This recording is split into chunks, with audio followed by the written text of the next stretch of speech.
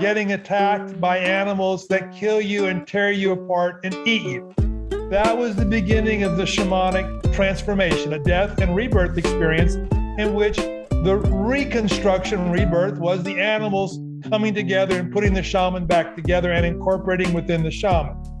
From the shaman's point of view, the experience was that they became these animals. They traveled through the universe. They transformed personally into these animals and experiences. Welcome to the Certain Uncertainty Podcast, episode 20. Today we have a very special guest, Dr. Michael Winkelman.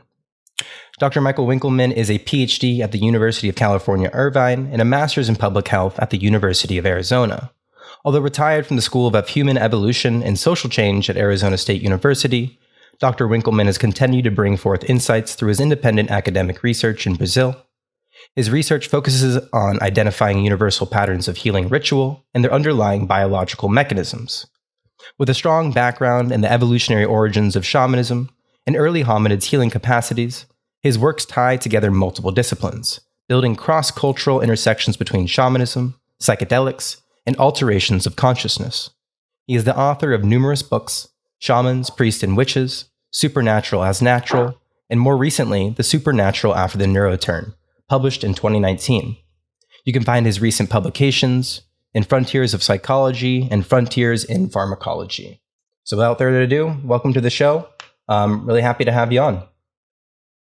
Well, great. Thanks for inviting me. And I'm looking forward to talking to you about some of the things that have really driven my interest as an academic over the last 30-something years. I think that, there's going to be some interesting things for your listeners today. Awesome. Yeah. And before we really get into technical stuff, you had this one buzzword to describe your living in Brazil, which is permaculture. And I wanted to ask you just a little bit about what it's like to be maintaining a permaculture lifestyle in Brazil. Because I thought that was really interesting. Well, I mean, at one level, it's really easy because it kind of maintains itself once you get it going. But the idea here is, basically I'm growing fruit trees, not, lettuce and tomatoes that I got to, plant again every year. But I'm also using a method that's called a syntropic method that sort of helps bring a different environment for the plants that, basically involves building a pile of wooden trash around the bases of all your trees. And so all the termites go for the rotten material and leave your fruit trees alone. Of course, they're decomposing the branches and the trunks so that you got more fertilizer. But I'm just, I've been a vegetarian most of my life. I really enjoy fruit. And I decided that was my backup plan here. I was going to plant fruit trees. So I got about, 30 kinds of fruit trees on my property here where I live. And I got about 1,000 fruit trees planted in another place that's 50 miles from here that I try to keep going. It's about fifth year now. So eventually someday I should have lots of fruit coming from it. That's so cool. So you just pretty much your own farmer, your own grower, you eat a lot of what you make and all that, or, how does that work? Do you have to buy from other people or, Well, we pretty much get, all of our food from, not just what we do here, but this does include chickens and eggs on our property, but also from a local organic fair.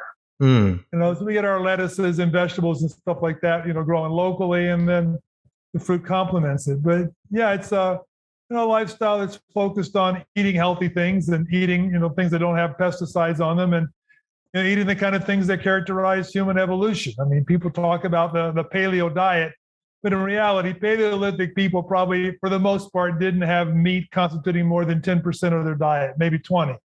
Exceptions like the Eskimo, the Aleut, Everybody else, paleo diet was, tubers and seeds and nuts and fruits and whatever else that you could find. So I think that it's much more paleo than what most people today think is paleo.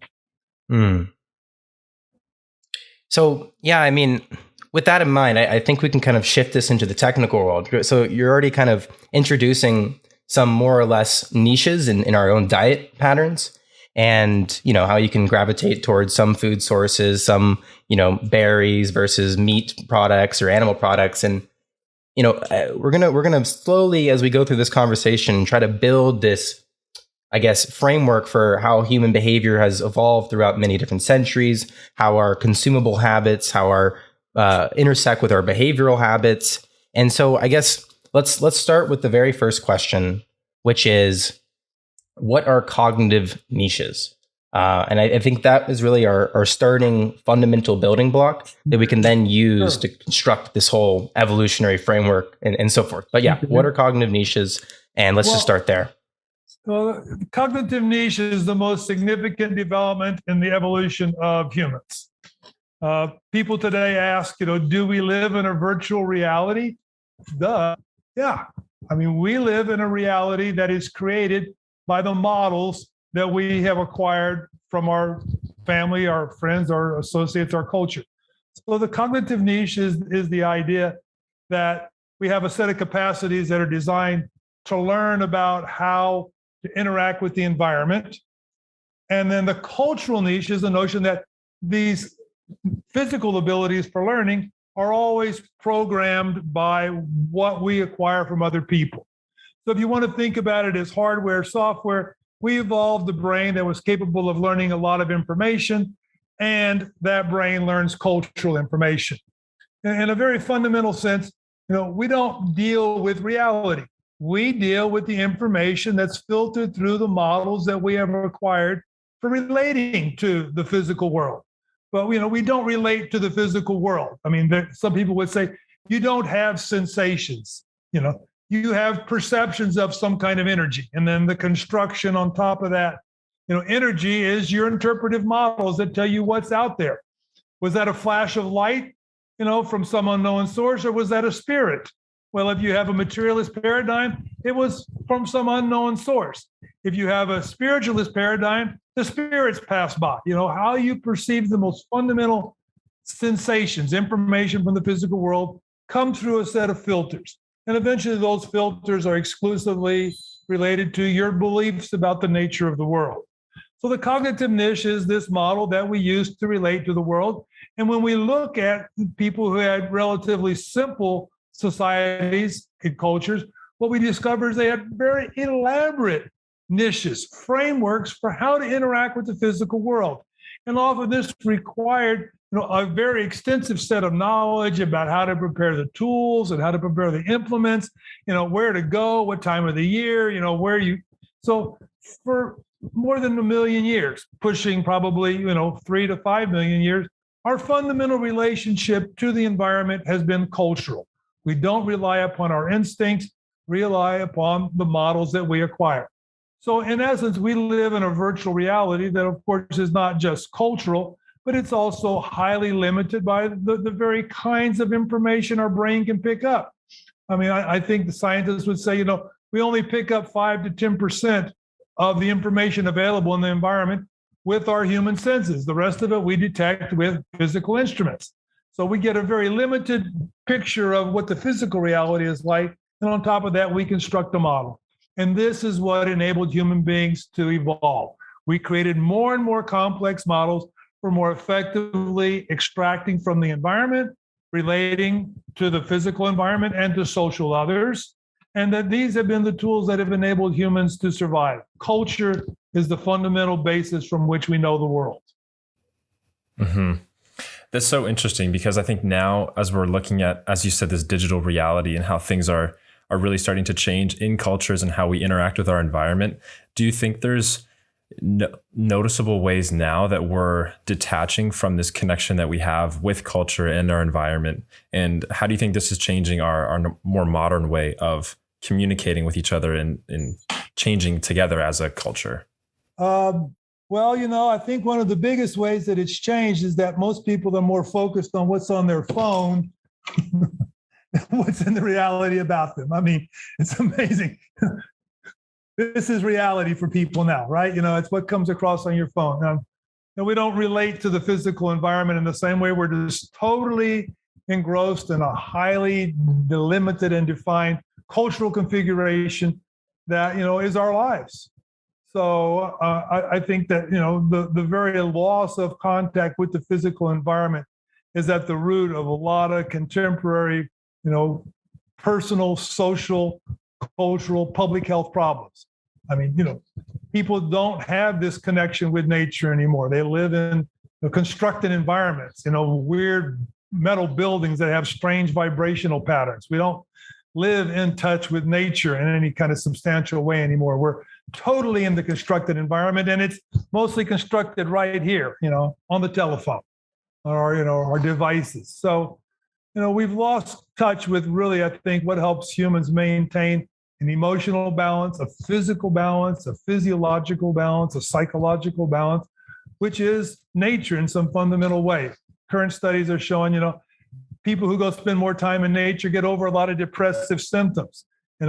People who have been unable to kick drug addictions, find that a 30-day retreat in nature, all of a sudden they rewire, they reset, they somehow manage to change their relation to that substance. So in a sense, our human evolution has taken us down a cul-de-sac. We're so highly dependent upon these, extremely culturally contrived visions of the world that, people are more upset about what someone said on their Twitter account than they are about what's happening in the Ukraine or Somalia. I want to dig a little bit more into this. I want to back up a little bit into the cognitive niche because, we have this current cognitive niche, which is shifting our attention in specific ways. And before we try to answer the question as to why our attention is gravitating towards these specific objects and not these other objects, which might be better for our mental health, it's like, what is it that a cognitive niche is doing? Is it a specific type of model that describes the properties of reality or our current perception? Is it a cognitive niche that is a model that is constantly growing? And, I'm just trying to provide a little bit more substance to this cognitive niche idea. What is it? Is it a model? Is it a set of rules that define the model? I'll stop there and just kind of see what you think. Well, I think you probably are really wanting to ask me about the cultural niche. The cognitive niche is the capacity to be programmed. It's the physiological hardware. And what makes humans so unique is the fact that we can program this hardware in so many different ways. That's the cultural niche. So it's not as if there is a cultural niche. There are thousands and thousands of cultural and subcultural and even personal niches. And what that means is that we're, selectively entertaining a very limited bit of information. I mean, if you put down your phone and walk out into nature, your input totally changes. But I think the cultural niches of today that are based upon these devices are particularly compelling because they tap into some of the deep features of our cognitive niche, what we're oriented to. And I recently was exposed to this notion that there's a group of primates that became the hominids that developed their specialization for survival by basically brachiating on the underside of the canopy to get fruits. So we developed a visual system that was highly attuned to picking up small little dots of color in the canopy, fruits, flowers, buds, bugs, okay? So now we got our little devices, and what are they? They're full of little tiny bright things of color. That's why in no time at all, you give a kid an iPhone, and the kid doesn't care anything at all about parents or people or anything. They are glued here. Why? Because it has tapped into some of the fundamental elements of the cognitive niche of ancient hominid adaptation. So, we moved beyond that very individualistic kind of orientation to the physical world and became adapted cognitively, socially, emotionally for interdependence. I mean, humans can't survive on their own. A baby can't survive, for 11 years, 15 years, hell, 30 is the new 21, right? We're totally dependent upon social others for our sense of who we are, our well-being, our emotional stability. And so that is what these highly defined niches are getting. People talk about being connected with their tribe. I mean, what they're talking about is a group of people that think like them and provide a reference group for what they think they want to be. So what's happened to us today is I think we've become even more finely tuned to a very specific reference group, peer group, social group that doesn't connect us with the broader swaths of even our own culture, our own society or humanity. We've become sort of trapped into a very limited set of social references that enable us to sort of maintain a sense of self-identity that we pursued within these new cultural medium, the online, access to Twitter and Instagram and all these other kinds of communicative medium. Yeah. So I'm curious with some of the things that you've observed, the presence of growing so exponentially in the United States and in kind of Western culture with this connection to technology, was this something that kind of encouraged or inspired you to move down to Brazil to where you are now to further your research and create this lifestyle? And I'm wondering if this was something that played into what inspires your current research where you live. Well, I mean, in a sense, entheogens led me here, but that's not why I came here. But it was just a sense of the kind of things that are happening right now globally, the kind of, social unrest and, just insights into, different possibilities and then the opportunities to do it, the opportunity to take off and come here and be here and live in a different environment. I say it's like, pretty much perpetual springtime here, although it gets a little hot in the winter, but paradox of tropical weather systems, hot in the winter, cold in the summer. But, it wasn't, some specific kind of immediate issue, but something that began with me, in my undergraduate, years. One of the last courses I took was the sociology of the future.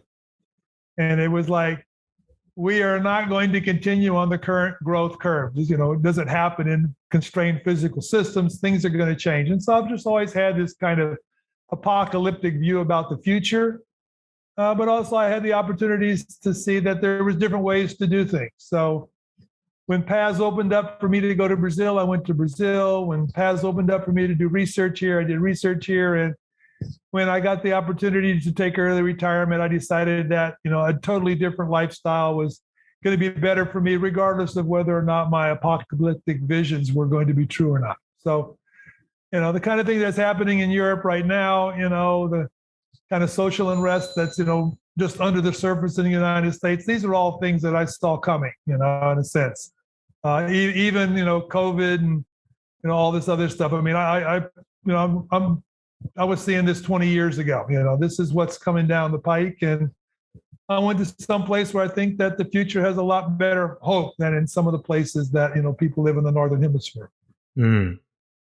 I want to also just jump on one of the terms you used here, which is entheogens. And for our listeners, we're going to jump into that here in a second.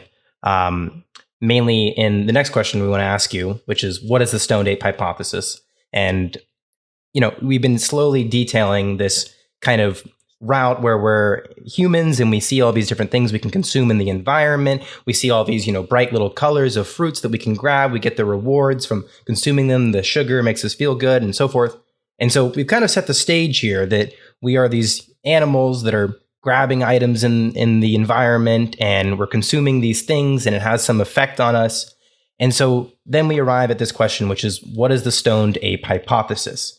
And I'll let you kind of take it from here and tell this story, because I'm really curious where you want to start with this, but I think we can just go for it. So, okay. Well, for your listeners, entheogen is the idea that there are substances that have an intrinsic capability to generate internal spiritual experiences. The entheo, theos, God, gen, the idea that something generates spiritual experiences. And this is an alternative term for what is often referred to as psychedelics and hallucinogens. I prefer the term psychointegrator, because my notion about the effects of these substances on the brain is that their principal modes of action is to integrate information out of the unconscious mental structures into consciousness. And they do so through a visual modality and in a modality that sort of compellingly leads people to see their experiences in terms of encounters with spiritual entities. Now, this broad concept is the basis of what's been called the stoned ape theory. It's applied to the ideas brought forth by Terence McKenna, who wrote a book called Foods of the Gods, The Search for the Original Tree of Knowledge.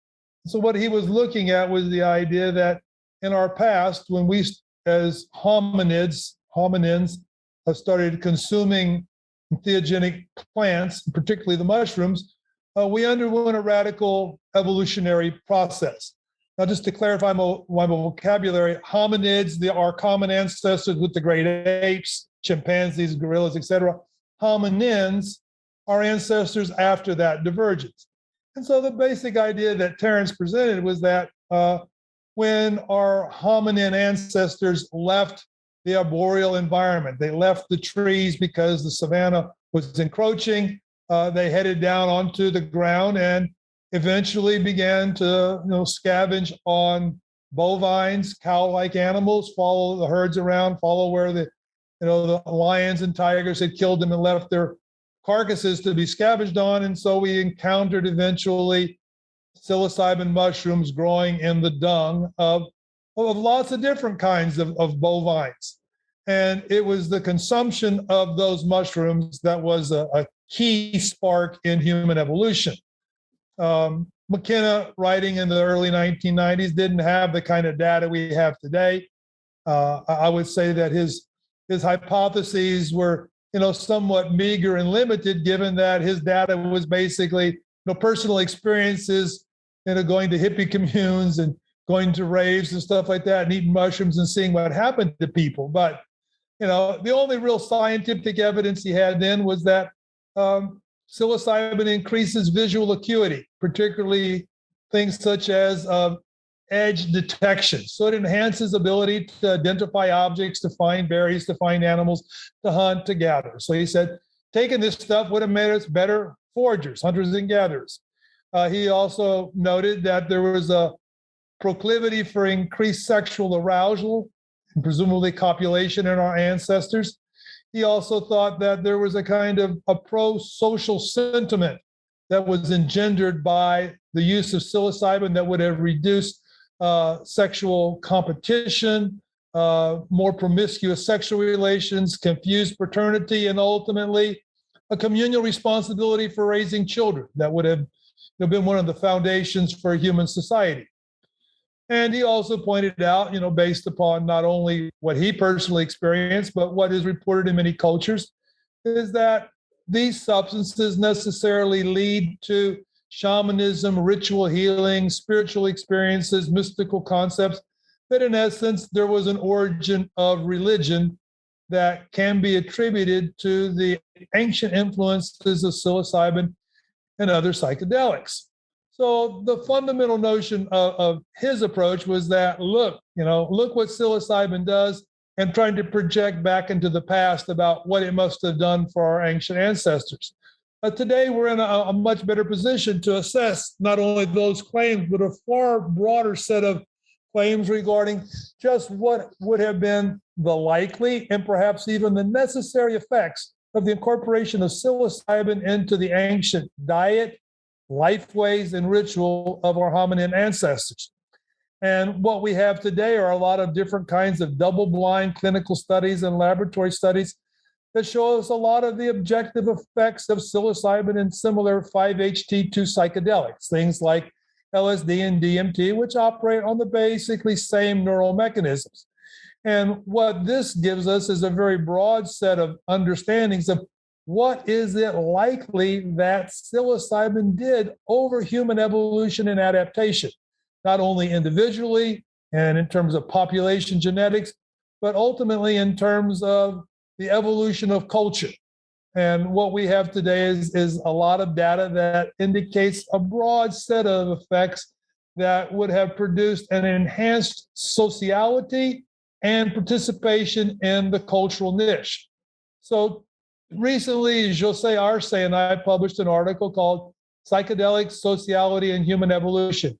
And there we've summarized a wide range of clinical and laboratory studies that suggest that McKenna was just beginning to fathom what it is that is likely the effects of psilocybin on human evolution.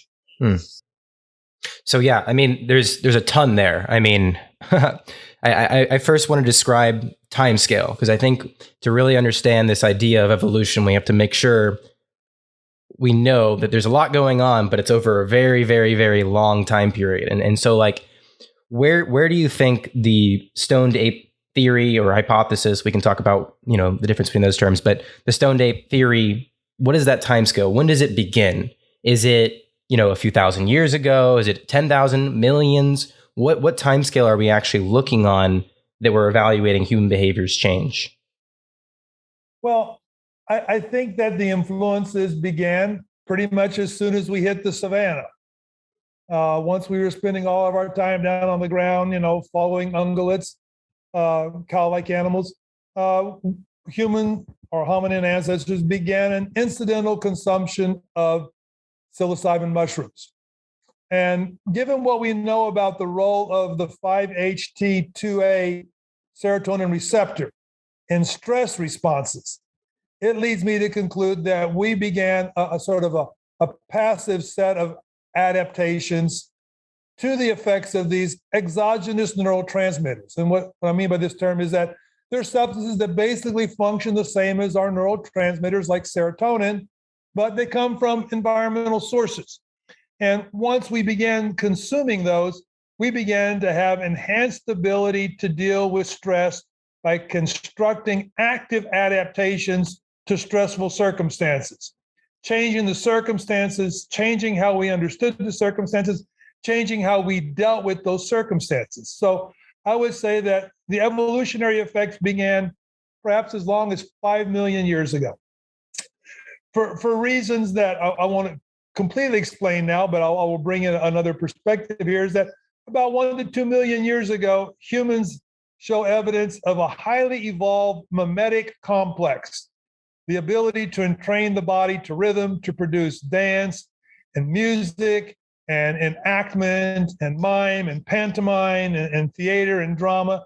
And I think by this time, psilocybin mushrooms were thoroughly integrated into ancient ritual behaviors that would have expanded the hominid overnight ritualization complex of singing and dancing, et cetera, into something that was far more. And I think, 1 to 2 million years ago, we have to begin to entertain the notion of visionary experiences, shamanic ritual, mythologies, and other kinds of conceptual frameworks inspired by the experiences produced by psilocybin. But these influences didn't stop then. I mean, what we know from scattered data from around the world is that there is evidence of entheogenic mushroom cults on every continent. There's, mostly evidenced in petroglyphs, but also evidenced in sculptures, in metalwork, etc. 2019, I did a special issue of the Journal of Psychedelic Studies on psychedelics in prehistory and world religions. And what my introduction and some dozen contributions show is that there's widespread evidence of the use of mushrooms at the origins of Buddhism, of Hinduism, even Christianity, of the religions of the Americas. Even Mormonism seems to have been an entheogenic-inspired religion. So these effects have continued to stimulate cultural adaptations all the way up into the near present. So my general notion would be is that, psilocybin began to affect biological evolution 5 million years ago. It was well ensconced with a whole new set of cognitive capacities with the mimetic complex 1 to 2 million years ago. It continued through up to the near present in entheogenic cults and shamanic practices found around the world. So it's ancient and it's recent, and it may even be future.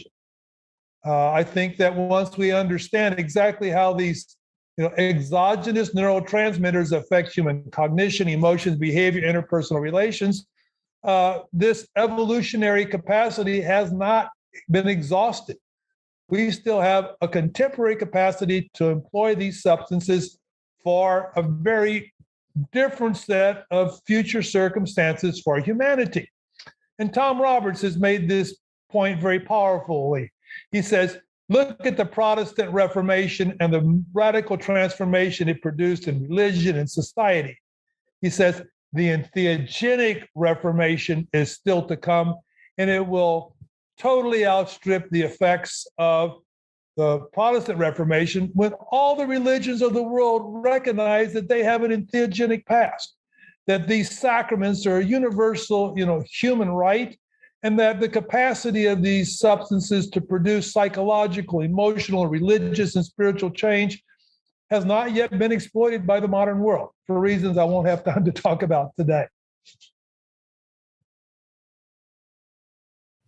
I think it's so fascinating when we learn more of these things that explore and discuss some of the origins of how entheogens played a role in the development of individual cultures and religions and are scaling into what we experience today. And you touched on a very interesting topic that I've been so curious about ever since looking through your research, which was the intermingling of shamanism, entheogens, and how shamanistic rituals are still present in our cultures today, or at least the cultures of the world. And I'm curious, just from your experiences and some of your research, what aspects of shamanism are still present, and where you've seen a lot of these traditions still carried forward. Yeah. Well, let me just start back and say that I think that the psychedelics, particularly psilocybin, played a role in the evolution of shamanism for a couple of reasons. I mean, one, we would start off with the empirical effects of psilocybin in terms of producing mystical experiences. Roland Griffiths and others at Johns Hopkins University have repeatedly shown you use double-blind clinical paradigms. The control group has a normal experience. 90% of the treatment group that receives psilocybin has some of the most powerful spiritual experiences of their entire lives.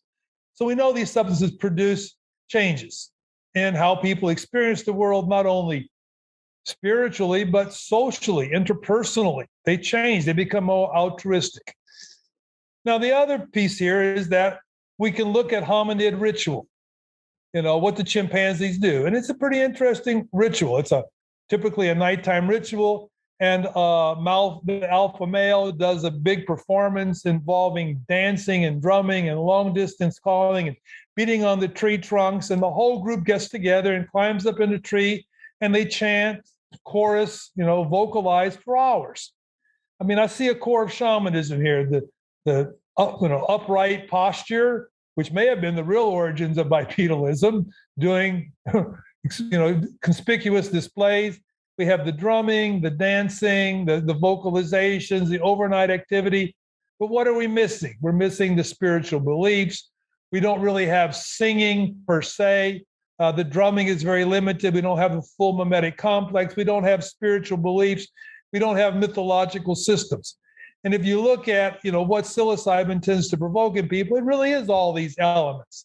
I mean, spontaneous singing and humming, impulses to want to heal other people, experiences of energies, experience of spiritual entities. And so I think that, what helped move us from a hominid ritual complex to shamanism was the incorporation of the effects of psilocybin, both as a kind of psychedelic instrumentalization, using the substances to produce certain kinds of experiences, but also an effect that constituted what's been called the Baldwinian effect, where when there's something adaptive, then there's a selection for other features that support that adaptation.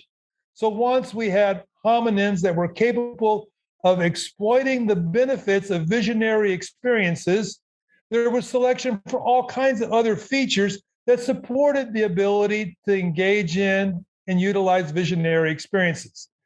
And so these are the kinds of influences that are ancient. The more contemporary ones are what we would call psychedelic instrumentalization, using these substances to encourage, enhance certain experiences, certain kinds of adaptive transformations, emotional change, personal insight, reduced defensive,ness, reduction of fear, enhanced openness, all these other kinds of emotional states that are conducive to participating in a cultural niche. Now you ask, well, where is this today? Well, I'm one of these hard-headed people about shamanism, and that I think that shamanism ought to be understood as a complex of behavior that was found cross-culturally in foraging societies. My cross-cultural research, illustrated in Shamans, Priests, and Witches, and a number of other articles, shows that there was a particular complex of behavior that was characteristic of the ritualist of foraging societies. And this included the use of altered states of consciousness, death and rebirth experiences, an out-of-body experience or soul journey, a variety of senses of communication with animals, transformation into animals, animal powers, the ability to heal by extracting energies or spirits, or recovering lost souls, or countering sorcerers, and even the capacity to do sorcery, to send evil spirits to other people, or to send darts, whatever. So there's this complex of behavior that's associated with ritualists and foraging societies that I think ought to be called shamanism. Using that concept of shamanism, you don't find shamanism anywhere today. People say, well, I'm a shaman. And I go, well, how many people have you killed? Oh, well, I'm a shaman. I don't kill people. Well, no. Foraging society, shamans were thought to be able to kill people. I say, well, what kind of animal do you transform into? Well, I don't transform into an animal. I transfer healing energies. Well, shamans transformed into animals to do their work. That was, the basis of their powers. So my way of thinking, shamanism ended in the postmodern world with the destruction of what's been called the Joseon, the Kung Bushmen of South Africa. They may have been the last of the surviving shamanic cultures. Today, we see a lot of things that I would call shamanistic. They use altered states of consciousness. They interact with spirits. They do healing. They get information. But shamanism was a lot more than just that. So today, we see a lot of shamanistic practices, but I wouldn't call them shamanism. I mean, in some cases, these are more like mediumistic practices. If we look, for instance, at Santo Daime, the ayahuasca churches of Brazil, I mean, they have some features related to shamanism, but they don't go out into the wilderness and encounter animal powers and have death and rebirth experiences. They don't get their powers from animals. They get their powers from Madrinha or from even the Catholic saints, etc. I mean, ayahuasca might be seen as a contemporary shamanistic practice, but it bears very little resemblance to the characteristics of shamans of foraging societies. So maybe we need a new term like, neo-shamanic, entheogenic shamanism. But we shouldn't confuse ourselves and think that it really bears much resemblance to what shamans were doing in hunter-gatherer societies. So just to clarify there, the ancestral shamans here is the requirement that they have an embodiment of some kind of animal. Is that, or is it, I'm trying to put this into terms that actually can be real in a sense that I could observe it. And the idea that the shaman needs to transform into an animal might seem bizarre at a glance, but I assume this is meant on a psychological basis, on a behavioral basis. And then that behavior then becomes some kind of, inspiring behavior for the other ones. You said, this is mimicry capacity, and all these other humans are mimicking the shamanic transformed embodied animal. What exactly is happening there, right? Because like that's like where the crucible of this human evolution begins, is in those small little circles of interaction. And I'd be curious to just kind of touch on that. Like, what did it actually look like? What do you maybe predict or? Well, I would say that the shamanic transformation into animal was largely experiential, although in many cultures there's claims of behavioral evidence, and I'll come back to that. The experiential transformation began in the formation alone, out in the wilderness, engaged in a vision quest, fasting, doing austerities, taking emetics, taking who knows what, and entering into a visionary experience in which the shaman underwent what was probably a primordial fear of hominins, getting attacked by animals that kill you and tear you apart and eat you. That was the beginning of the shamanic transformation, a death and rebirth experience in which the reconstruction rebirth was the animals coming together and putting the shaman back together and incorporating within the shaman.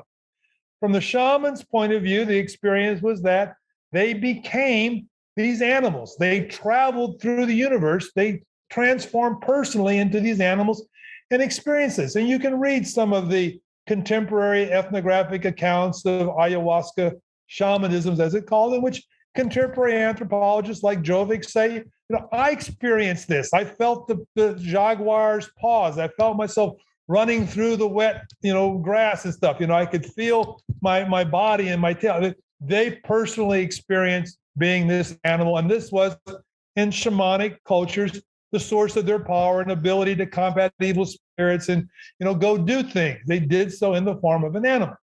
Now, did people see this? Well, some people claim to have seen this. There's a widespread belief in cultures of pre-modern societies around the world that if you caught the shaman in its animal form and killed the animal, that when the shaman returned to the physical form, they would be mortally wounded and die as well. Well, we would say that much of this is in the realm of personal experience and cultural belief, certainly not a double-blind clinical experiment open to public observation. Sure. Yeah, it just keeps me building this picture, this model of this evolutionary train. It's like humans at the beginning had a very, and this is just my assumption, humans had a very high level of mimic capability relative to other animals at the time. Slowly over time, specific individuals that had that mimic capability would mimic these other animals. Maybe it's the speed of a jaguar, or the flexibility of some kind of other primate or something like that.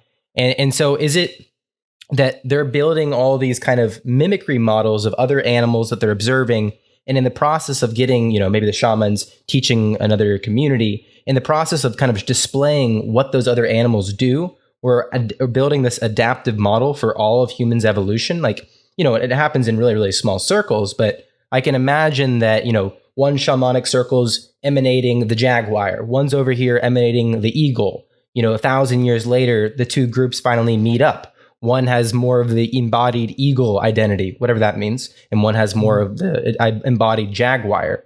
Is that, am I getting the picture kind of right, or am I totally off? Yeah, well, I'll take two different approaches to that. First is, I think that there's a significant role of hunting in the evolution of shamanism.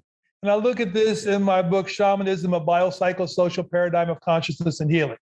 A lot of reasons to think that shamans and hunting were engaged in a kind of coevolution for the following reason. One is that in both cases, you have imitation of animals. One of the fundamental ways to hunt is to imitate being another animal, particularly the animal you want to hunt. So, you take the carcass from the last deer hunt and you put it over you, and you kind of move up towards the deer, and they don't react to it because it looks like another deer. Okay, but when you do this, you engage in a couple of psychological processes. One is that you're trying to behave like a deer, and when you try to behave like another animal, you unconsciously begin to incorporate those properties. I mean, you can very easily see that telling someone, well, I want you to behave like a mouse. And then later tell them, I want you to behave like a bear. I mean, they're going to behave very differently. We have an intuitive understanding of these differences. It's part of one of our innate intelligences. And so in the process of hunting, you also identify with what you focus on. And we have this capacity to incorporate the other. And so I think that one of the origins of shamanic practice was a kind of consciousness guilt feeling for having killed this other animal.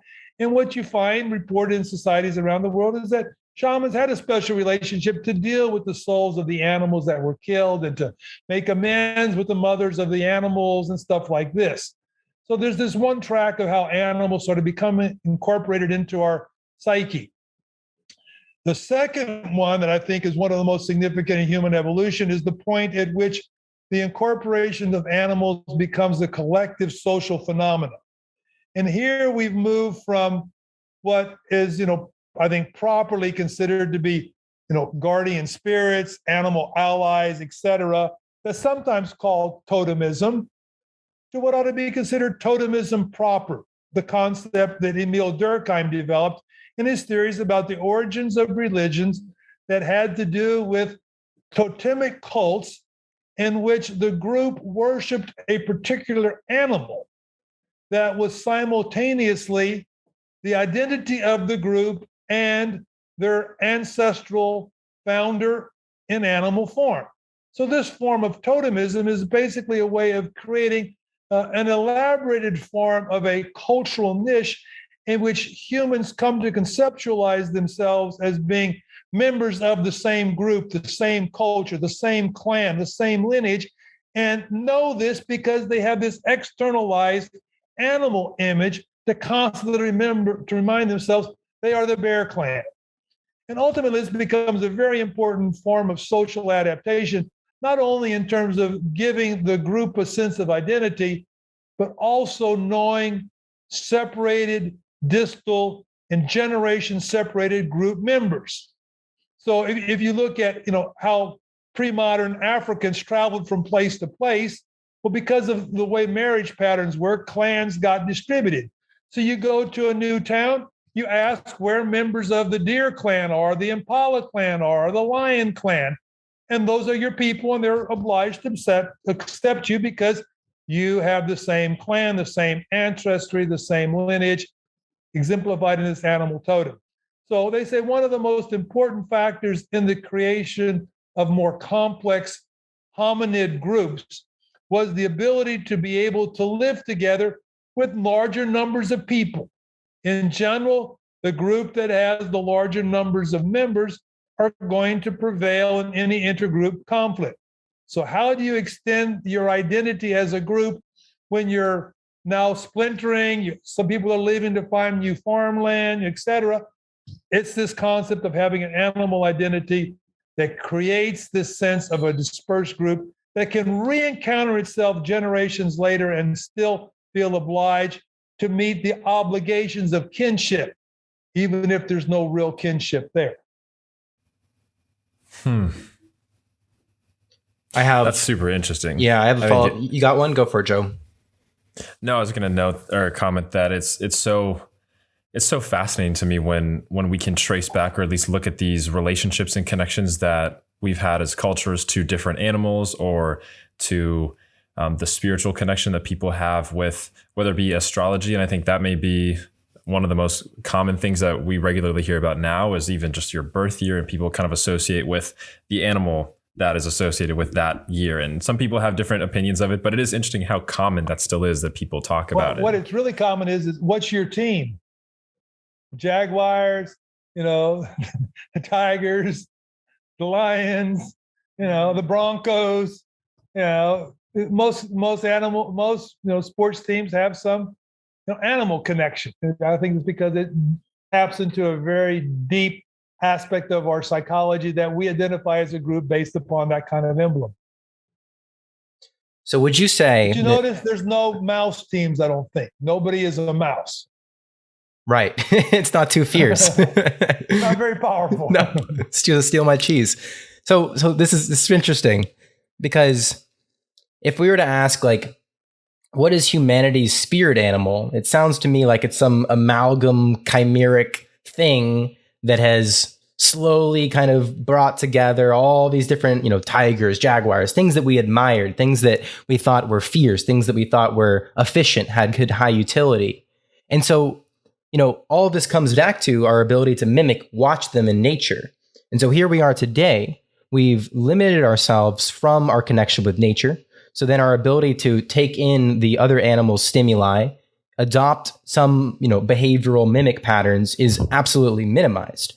Instead, when we get on our phones, we see a lot of colloquial behavior, I should say, and it doesn't really change. We're not really adapting to a new set of behavior. We're mimicking that which is already commonplace, and then the commonplace just kind of stagnates. Now, I want to build this picture of mental health into here and the idea of healing, because we find, with our current mental health rates that they're going up. And maybe that's just because we haven't really collected much data over the past few decades. And here we are today, we're collecting more and more data. But, still there's quite the trend that mental health problems are increasing. And I wonder if it's because we've stopped mimicking a lot of the foreign agents that we used to in our ancestral past, what gave us that feeling of power, that feeling of connection. What are your thoughts on that? Well, as much as I think, mimicry, imitation, mimesis is important in developing certain kinds of human expressive qualities, I don't think that its influences or the influences of animal totems, if you will, depends upon the actual imitation mimicry, seeing these kinds of animals. I mean, certainly imitation played a part in the communal ceremony, et cetera. But I think that we have an innate intelligence related to recognizing animal species and their features. Gardner, a psychologist, first proposed 7 innate intelligences and added 3 more. But one of the innate intelligences is the ability to recognize animal species and put them together in families. You've probably heard of the Linnaean classification system of the natural world. This is an innate capacity. Cultures everywhere make the same basic distinctions about animals, because when we were evolving as hominids all the way back into our primate ancestors, the most important thing to know about was other animals. Recognizing animals was essential. If you take a small child today and show them models of various kinds of animals and put adult animals and little animals of the same different species all mixed together, children can take the mommy and the baby and put them together. They're able to see some basic similarity that's not based upon size or physical, appearances at some gross level. We have this innate capacity to understand animals and many of their properties. I mean, little children, understand, I think, intuitively which animals are dangerous and which ones aren't. A couple of weeks ago, some of our friends here discovered a 2-meter-long alligator in the stream where they took their children to swim on a regular basis. And what's happened since then is that their 2-year-old daughter, who didn't see it in the stream, she saw it when it was brought back to the house dead for butchering and processing. She goes to books, she goes through the books, she finds the alligators, even though it's just this, very abstract depiction of an alligator. She takes it and goes and shows it to her mom, and she's on the verge of tears. So one exposure to a real alligator activated some template that allows her now to go see abstract depictions of alligators and say, this, this, this, this. And that's what she goes and says, this, Totally activated an innate template for recognizing a dangerous beast. So we don't need to be really imitating these things to have them stimulate our consciousness, our awareness. I think that it's clear in the context of doing shamanic kind of development in a neo-shamanic sense, like with Michael Horner's work with core shamanism. I mean, one of the things you do is that you do a journey to the lower worlds to encounter an animal. And people go, well, how am I going to know what animal? Well, you give people procedures, just go down there and see what you find. And if you find it, let it go and see what comes up next. And then most people will say, I saw the same animal. And you know what? I've been interested in an animal all my life. I had a stuffed doll, a stuffed animal like that when I was a kid. I used to collect cars. And all of a sudden, all my life, this little animal seems to sort of be appearing to me, and I like it, So it's this kind of connection, I think, is more significant than getting out and imitating the animals and doing the bear dance or whatever.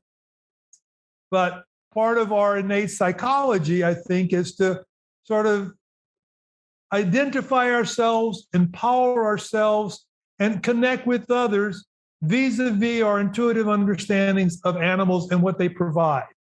And in this sense, I think they're sort of like templates for self-empowerment. In various times in my life, I've had animals show up, strangely and unexpectedly around me, and I've sort of stopped, I've thought about them, and I've said, okay, what's this animal like? This is something that I need to model for myself for now. And I mean, in many cases, I felt like it's been very fortunate, because if the mouse hadn't shown up, I probably would have gone and told somebody off and pissed them off and, screwed up some relationships, So the mouse is showing up in some very strange places. And when it does, I stop and say, okay, what do I need to be kind of mousy about now? It's the hilarity of it is that no one wants to, per se, imitate the mouse. No one wants to be or to have a spirit animal of the mouse. And yet, a lot of the neurological structure of the mouse is very similar in some sense. And we do a lot of research on mice, but no one wants to be the mouse. which is very interesting to me. It just scratches me as a little bit opposite as how it should be. I mean, we would want to experiment on the things that we want to become. I mean, is more or less how I would think about it. But well, look at it this way. I was sitting in a panel at a conference in which the chair of the panel allowed some woman in the audience to trigger him. And he totally left the whole schedule of discussion and started defending his positions, and this big carried on. And I got up and walked out and took like a 20-minute, 30-minute walk around the grounds and came back. And I could see through the window, he was still arguing with this person. And I was like, okay, I'm going to go in and shut this guy down. But there was a mouse standing in the doorway. It was just standing there looking at me. It wasn't ready to move anywhere. It was just standing there looking at me. And I was like, and I took a step towards it, and it's just like looking at me. Okay, I'll take the mouse's message today, and I'm not going there and piss off. I mean, maybe I wouldn't have pissed off everybody, but I certainly would have screwed up some relationships by going in there and telling that guy what a pompous asshole he was, and how dare he destroy our home panel by letting this person trigger him. But it was probably the best thing to do, just let it go.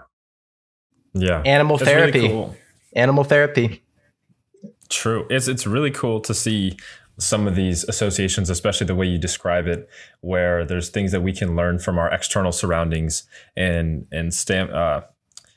just kind of environment. And I'm wondering, from the shamanistic or neo-shaman experiences that you've researched, firstly, is there a way that you see these things reintegrating into Western cultures?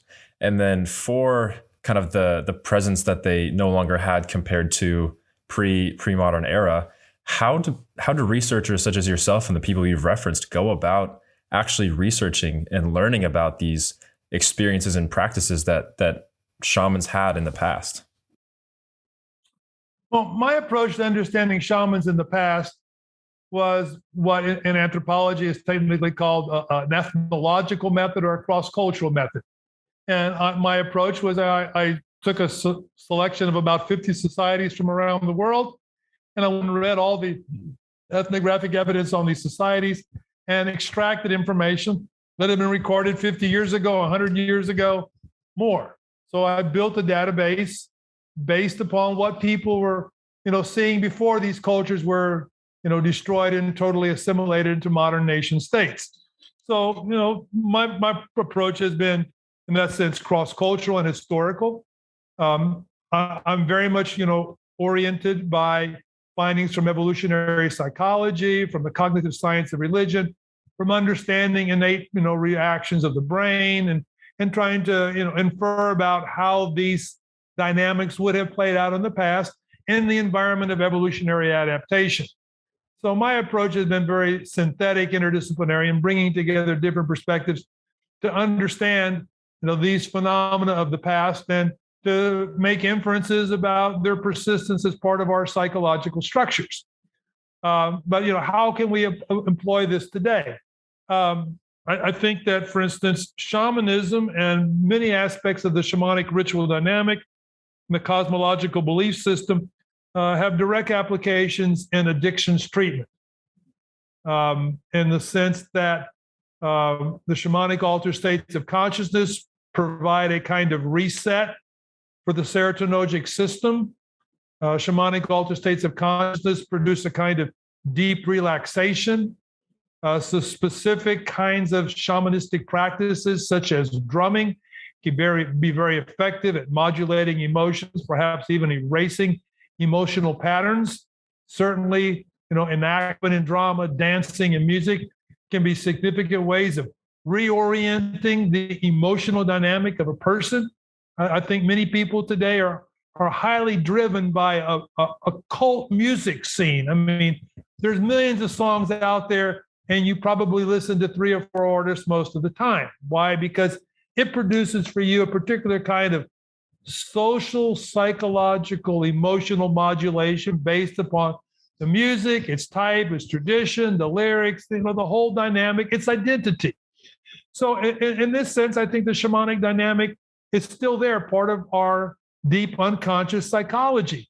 I mean, I think one of the reasons why raves are so appealing to young people is that the raves replicate many of the dynamics that were part of the shamanic complex of mimetic enactment, dancing, song, and group integration, identity bonding, things like this. So today, is there a way to reincorporate shamanism? Well, I mean, I think that the whole idea of psychedelic instrumentalization is an effort to try to reincorporate that shamanic past. How can we use these powerful alterations of consciousness to perhaps relieve emotional dynamics, recover emotional traumas, reconstruct our relationship to those traumas, reset our emotional dynamics at a very neurological level, such as reset the serotonergic system, enhancing dopaminergic activity, which gives us a sense of connection and well-being. And the context, for instance, of addictions treatment, dealing with animal complexes and animal dynamics has been shown to be effective for many people in changing their relationships to addictions. For instance, many people who have recurrent addictions and seem to be unable to break clean with conventional therapy spontaneously talk about this beast within them. There's this animal that wants to use. It's not them, but the animal, sort of runs certain aspects of their behavior. The animal gets triggered and it goes, and they're just like, passive observers. Well, shamanic dynamic of empowerment and control of the animals is one way to sort of get in touch with the beast, not necessarily to become the beast, but perhaps to incorporate other animal powers that can confront the beast. Other animals provided another sense of identity, empowerment, control that enable people to sort of supersede the dynamics of this animal that drives their self-destructive behavior. Of course, one of the things that's well known in the psychedelic therapy literature is that, the experience of hitting the bottom, of, seeing your total ruin and destruction, understanding how your current dynamics is going to play out if you don't change something, has been very significant in provoking therapeutic transformation. And so I think the psychedelics are very powerful tools in this respect, whether it's peyote or ibogaine or even LSD therapy, psilocybin therapy. People often get this very clear sense of where their life is headed. I mean, hell, everybody's been telling them they're going to hell in a handbasket and going to end up in a horrible death, invoking situation if they don't change. And finally, they accept that for themselves. And so I see this shamanic potential, embodied in the psychedelics as being the most powerful tool for therapeutic transformation of the world today. If you look at this mental health, dilemma that the world faces today, the major problems that the world faces, I mean, the major problems can probably be summed up in depression, post-traumatic stress disorder, and addictions. Add those up, that may be half of the health budget, public health budget of the world. And the psychedelics have powerful potential to address all of these. Not only the ordinary run-of-the-mill depression, but treatment-resistant depression. People who do, pharmaceuticals for 7 years and psychotherapy and nothing changes. One session of psilocybin, they feel better the next day. They feel better the next week. They're feeling better still a month later. They're feeling better with 3 months. Even, long-term follow-up shows improvement. But it's probably a treatment that you need every month or 6 weeks or a couple of months to help consolidate, the improvements. Post-traumatic stress disorder. I mean, we're going to see more and more and more of it, and contemporary psychotherapy and pharmaceutics don't resolve the problem in most cases. Psychedelics, MDMA, now psilocybin, maybe even ayahuasca, all have evidence that they can help people move through recovering the traumatic memories, reformulating them, and reintegrating a new sense of self that's somewhat liberated from them. And the addictions, throw in alcoholism and tobacco addiction along with heroin and cocaine and methamphetamines, you probably have the biggest public health epidemic in the world. And what's the success rate of medicine in dealing with these? Maybe 10%. Some people say it's no better than spontaneous remission. But the psychedelics show this very powerful potential to help people overcome addictions. We've known this for 60 years with ibogaine. We've suspected this for a long time with LSD. We've seen it in recent clinical trials with, tobacco cessation. They discovered the effectiveness of ketamine, almost 50 years ago in dealing with heroin and methadone or methamphetamine and morphine addictions. I mean, some of the major plagues facing humanity today could be addressed through the appropriate use of psychedelics. The evidence is there. What we need is the political and public will to reclassify these substances not as dangerous addictive drugs, but as breakthrough therapies that can fundamentally change the life and well-being of people all over the world. Mm-hmm. Mm-hmm. It is so interesting. I think one of the key words amongst everything that you just described is the appropriate use of these tools, because they are in and of themselves such powerful tools.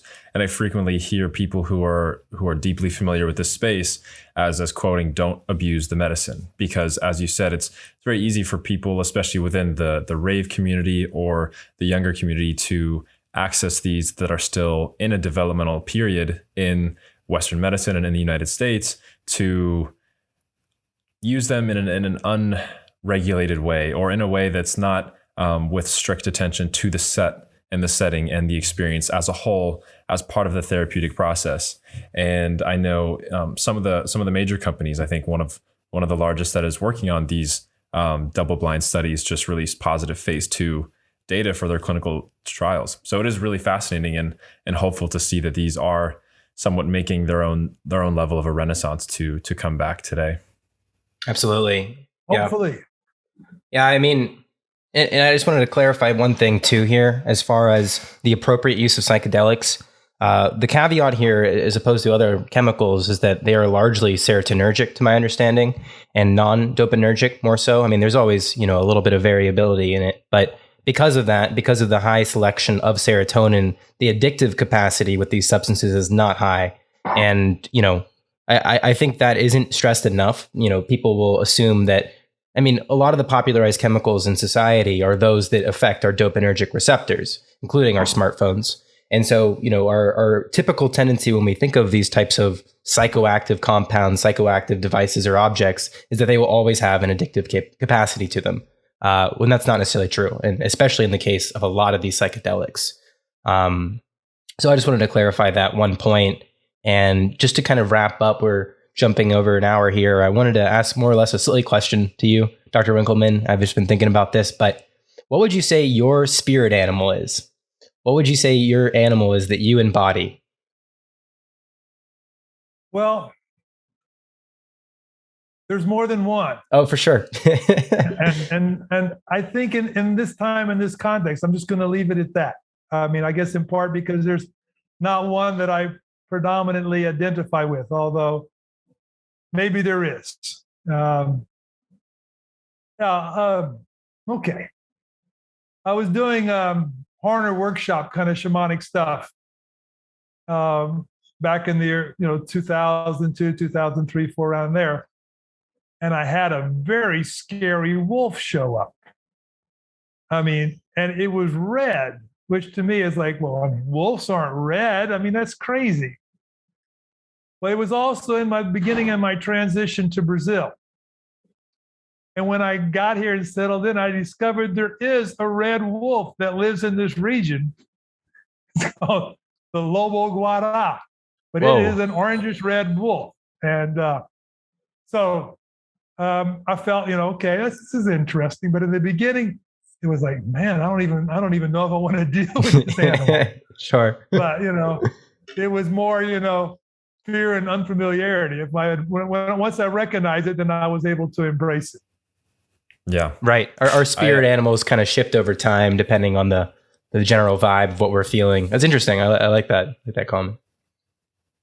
Yeah, I had two curious questions for you before we finish to wrap up. So the first, I think, with all of these things that you are familiar with and that you've studied and researched and dedicated so much of your cognitive attention to for so long, what is something that you're most passionate about right now?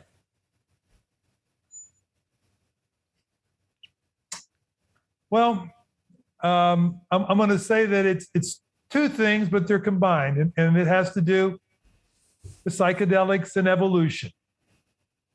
And one is we really need to get a clear understanding of the roles that psychedelics played in past human evolution. And I now think that I have a very clear idea of how to marshal the evidence. And that is, if we systematically compare the differences between chimpanzee and human brains, and we examine the ways in which psychedelics affect the human brain, the chimp-human differences are going to be the same basic things that psychedelics do.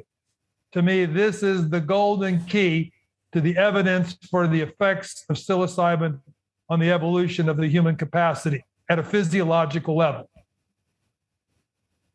If psychedelics and psilocybin were a significant factor in human evolution in the past, why not in the future? Where do these substances take us? What is the entheogenic revolution? Is it possible that humanity's ability to overcome the rigid dogmatic differences created by religion can be eventually superseded by sort of interdenominational engagement with psychedelics? Is the entheogenic revolution the capacity of humanity to discover a common spiritual heritage that takes us beyond our differences and allows us to embrace a different future in which we have one tribe, humanity? Wow. I'm very curious to see. I mean, I hope that you continue to contribute to that question, because that's beyond fascinating. It is such a focal point that we have a unique lens to look into for how these things are reemerging for our cultures right now. And I think the more that we respectfully approach these tools, it will have a stronger and more positive impact for our own future. My second question is when we first joined the call, I haven't been able to stop looking at this painting that you have behind you, or this picture. And I'm fascinated by the snake that's coming across, the colors, the shifting patterns. I was wondering if you could describe what that painting is and what it means to you, because it is fascinating. Okay, well, I received the painting. It's a copy, not an original, from Luis Eduardo Luna.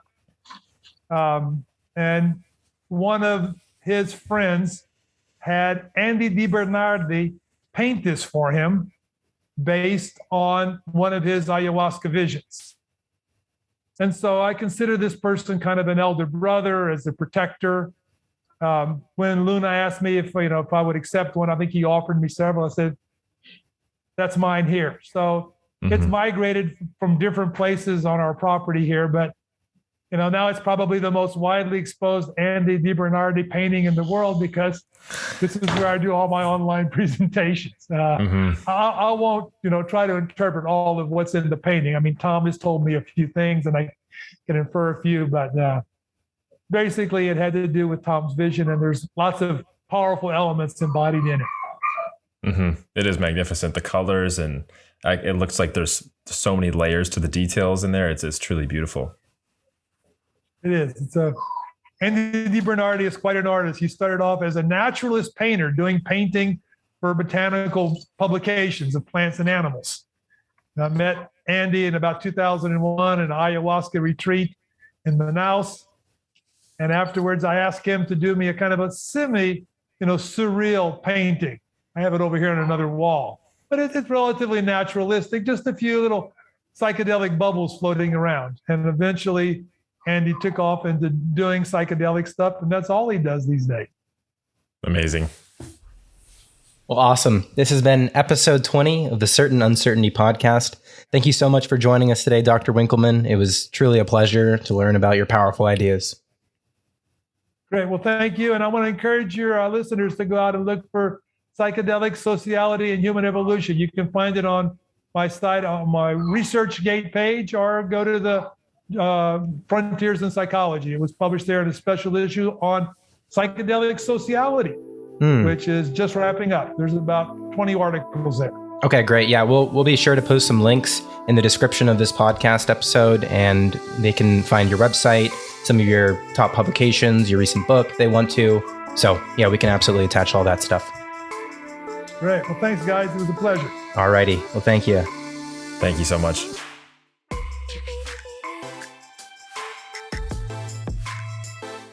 If you made it this far into the podcast and want to hear more content, please consider following us on Spotify, iTunes, or YouTube, and sharing today's podcast link with your close friends.